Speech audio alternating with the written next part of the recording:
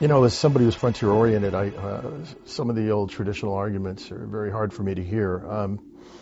When somebody comes to me and says, well, we should send robots, not people, it's almost like I hear static. You know, it's like Star Trek without the translator. I can't really understand that discussion because in the end, my goal is to have human beings living in space, and robots don't breed, bottom line.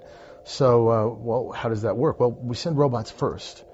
Robots always are going to go first into the most dangerous areas, number one. And number two, when people actually get there, they can leverage their activities by using robots.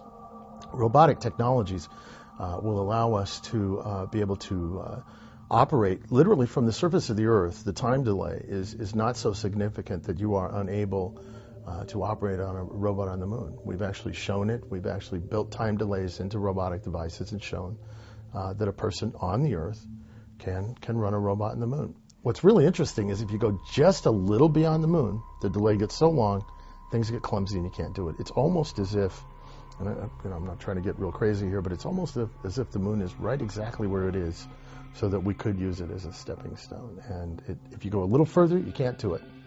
Very interesting. So anyway, robots versus people, can't talk about it. Toasters don't breed, people do. I'm going to settle. That's the bottom line. It's almost an article of faith amongst some of the pro-frontier folks that I work with that somehow space solar power is going to be the solution to terrestrial power needs. I used to believe that 100%. What I'm seeing now is an increase in efficiencies with the ability to generate a power.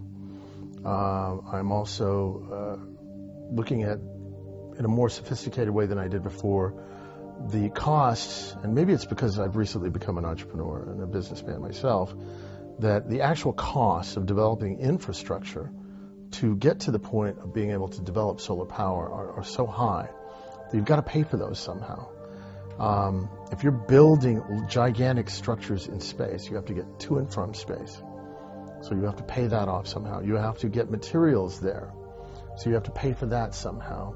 And then you have to use solar panels to do it. Now, what's interesting is those same solar panels, at those same efficiencies that you're using in space, yes, you're getting a higher efficiency because the sunlight isn't having to transfer through an atmosphere.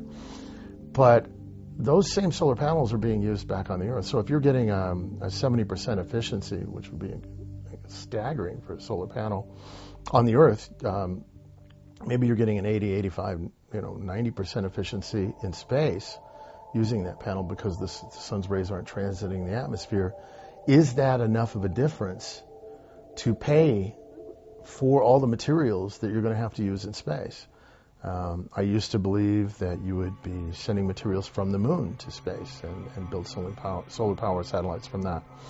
I'm not sure of that anymore. I think that the things we do on the moon will be used on the moon, although there is some argument for building large metallic structures on the moon that you might do some very basic spacecraft building there.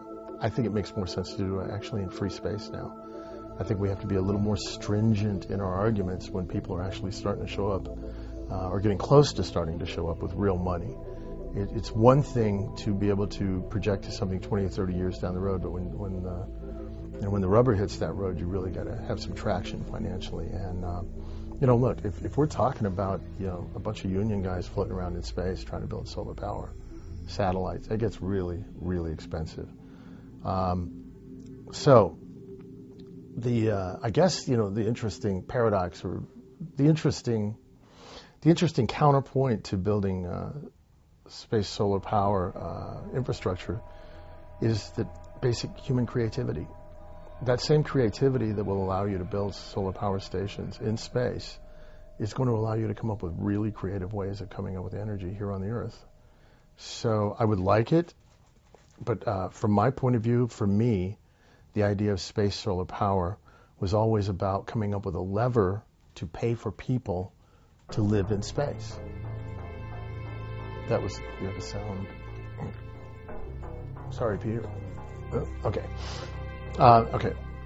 For me, the idea of space solar power is not a religious thing where I'm committed to the concept of space solar power. It was always a tool to figure out something that would drive the economy which would allow people to live in space. So I'm not tied to the actual technology itself.